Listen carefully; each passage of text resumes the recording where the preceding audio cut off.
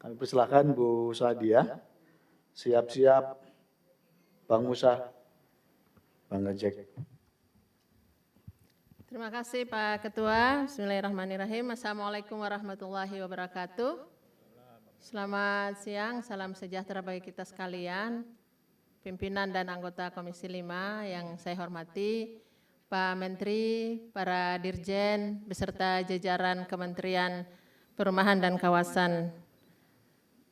Perumahan yang saya hormati, ada beberapa catatan yang saya sampaikan meng-highlight apa yang disampaikan oleh Pak Menteri tadi untuk BSPS ya dari 400.000 sebelumnya naik jadi sekitar 773,5% ya Pak Menteri. Ini satu program luar biasa yang disampaikan oleh Presiden Prabowo juga agar rumah-rumah yang tidak layak huni bisa dengan bantuan BSPS ini bisa diperbaiki.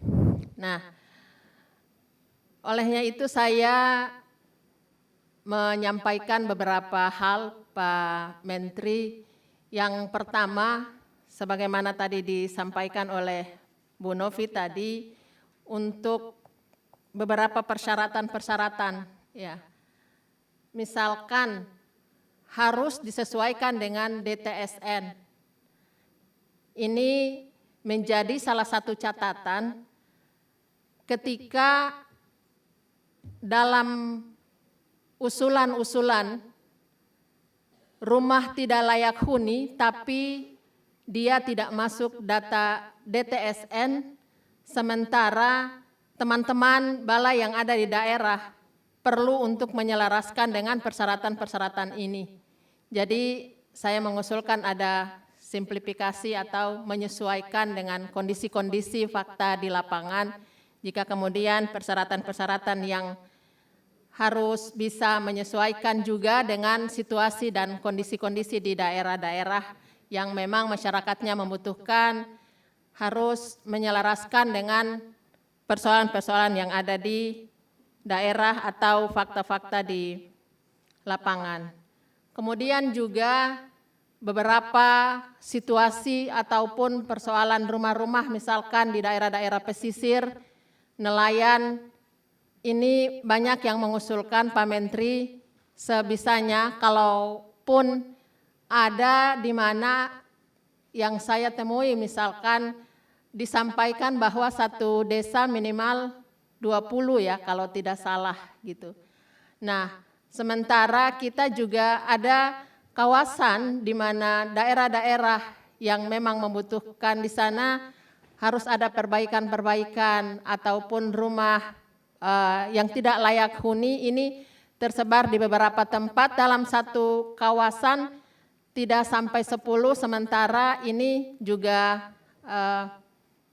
membutuhkan harus penanganannya secara tersebar gitu di beberapa kabupaten kota, Pak Menteri, dengan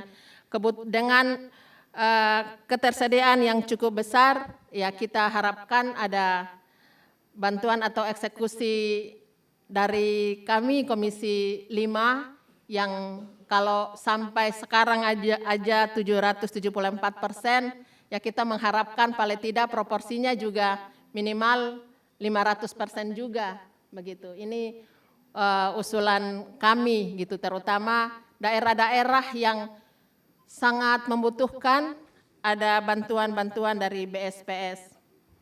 Yang kedua, saya ingin menanyakan dan memastikan soal kapasitas fasilitator, verifikator, dan tenaga teknis yang harus disediakan oleh kementerian agar kualitas pekerjaan ini dengan proporsi yang ada, kenaikan yang cukup besar, sudah tentu membutuhkan fasilitator, verifikator, dan tenaga teknis yang cukup banyak gitu ya, yang memenuhi agar kualitas pekerjaan ini tidak menurun dan juga bisa dilaksanakan tepat waktu. Yang berikutnya, apakah sudah dilakukan pemetaan daerah-daerah prioritas dan kesiapan penyaluran BSPS ini agar kenaikan pagu benar-benar sejalan dengan kemampuan eksekusi di daerah. Dan yang terakhir, bagaimana kemudian dari kementerian memitigasi risiko keterlambatan logistik, Pak, terutama di wilayah-wilayah 3T yang sudah tentu akan sulit pasokan baik bahan baku ataupun tenaga kerja dan lain-lain sebagainya. Ini beberapa catatan yang saya sampaikan. Dari Maluku, Pak Menteri, kami memberikan apresiasi kepada Pak Menteri untuk program penataan kawasan di Banda Neira. Saya mendengar Pak Menteri berencana ke Banda Neira. Mudah-mudahan bisa sama-sama di Banda Heritage, kita juga bisa berdiskusi terkait dengan beberapa persoalan. Terima kasih Pak Menteri. Pak Ketua, saya kembalikan. Assalamualaikum warahmatullahi wabarakatuh. Kemudian maaf Ibu, nanti yang dari Maluku tadi mana ya? Saya hari tanggal 26 ada di sana, nanti bisa bertemu Ibu ya. Ibu tadi yang dari fraksi PKS ya. Saya sudah janjian ada di sana untuk acara melihat kawasan kumuh di situ, Pak. Di Bandar Neira. Jadi saya akan ke sana. Nanti kita juga akan sampai ke tempat Bapak-bapak secara bertahap. Dan saya minta semua diundang.